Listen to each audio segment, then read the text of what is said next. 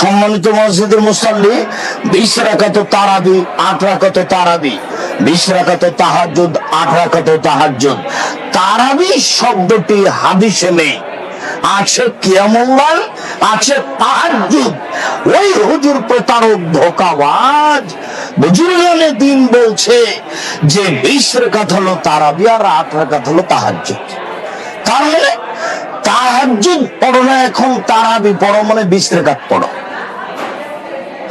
কি তার কৌশল! এর নাম তারাবি, 20 রাকাতের নাম হলো তারাবি, আর 8 রাকাতের নাম তাহাজ্জুদ। এটা তার প্রতারণা, এটা তার ধোঁকা। 20 রাকাত তারাবি, 8 রাকাত তারাবি, 20 রাকাত তাহাজ্জুদ, 8 রাকাত তাহাজ্জুদ, 20 রাকাত কিয়ামুল লাইল, 8 রাকাত কিয়ামুল লাইল।